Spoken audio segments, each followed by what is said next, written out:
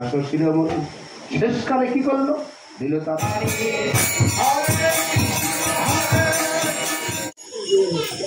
জয় রাধে, জয় Shrikrishna.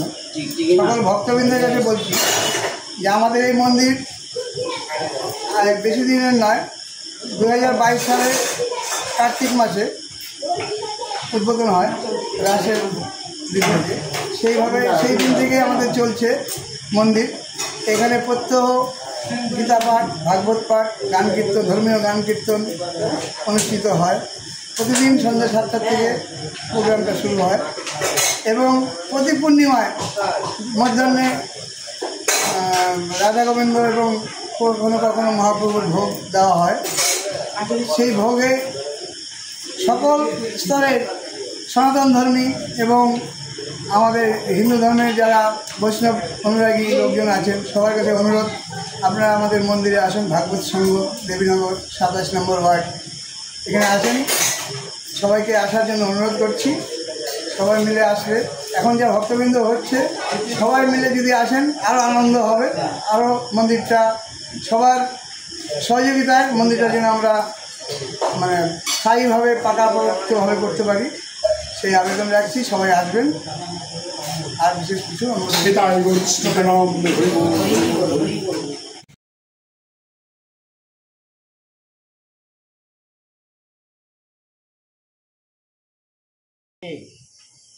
Map মানচিত্র টানিয়ে বলা যায় এটা লন্ডন, এটা আমেরিকা, এটা যশোর, এটা খুলনা, এটা বাংলাদেশ, এটা ঢাকা, এটা কলকাতা।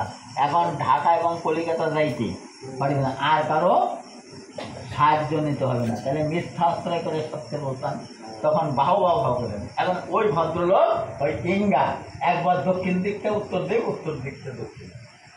তখন বলেন, এই শোনেন, আপনি তো আমাদের এই এলাকার লোক না, আমাদের এই ওয়ার্ডের লোক না, তিনি তো মোটামুটি এই যে আমরা বক্তৃতা আছেন আপনি হরে কৃষ্ণ।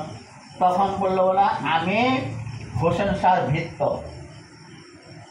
আমার নাম ইঙ্গা। তো তুমি এখানে কেন? বলে, আমি এখানে কেন এলাম এটা আমি জানি না, রাজার আদেশ ইঙ্গা চলে যাও, আরে সে মর্গা চলে যাও। তাহলে তুমি জিজ্ঞাসা করলে না কেন আমি মর্গা কেন যাইব? বলে, এই কথা জিজ্ঞাসা করার সাহস নেই। যদি সাহস থাকতো বলতাম, যখন এই ঘটনা উপর থেকে আর প্রধান রাজমিস্ত্রি মারা যাওয়ার পরে সেই লোকটা কে রাজা গেলেন ভিতর বাড়িতে। প্রায় সছন্দে মরণ, ভীষ্মের নির্ঝন, সবার হইল স্মরণ। হরে কৃষ্ণ শব্দে সবই কলে তোলা হয়। নম ভগবান দেবান প্রেমানন্দে মহাপ্রভু হইলা বিহবান। আমাদের হরিদাসের তনু প্রভু কোলে উঠাইয়া অঙ্গনে নাচে, প্রভু প্রেমাবিষ্ট হইয়া। প্রভুর আবেশ দেখি সর্বভক্তগণ, প্রেমাবেশে সবে নাচে করেন কীর্তন। এই মতো নিত্যগীত করেন কতক্ষণ। সরব গোসাই প্রভুকে কইল নিবেদন, আমাদের হরিদাস ঠাকুরকে বিমানে চড়াইয়া সমুদ্রে লইয়া গেল কীর্তন করিয়া। আগে চলেন প্রভু নৃত্য করিতে করিতে, পাশে নৃত্য করে বক্রেশ্বর ভক্তগণ। সাথে হরিদাসে সমুদ্র জলে চান করাইল।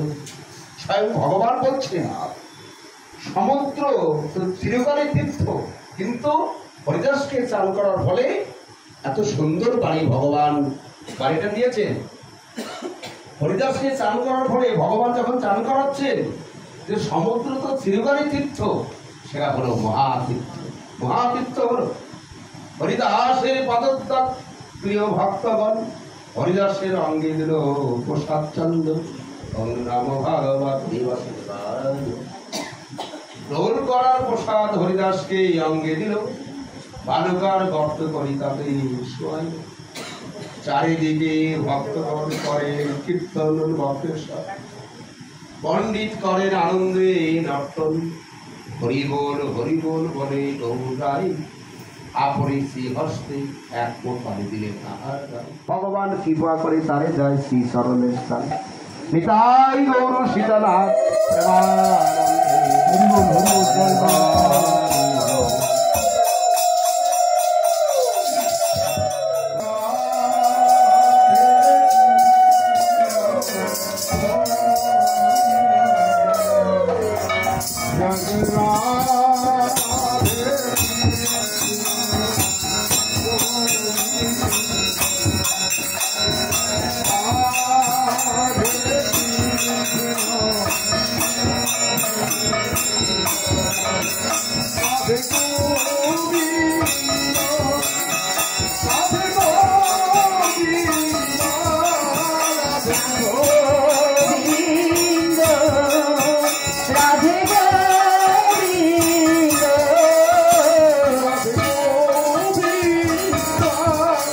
হ্যাঁ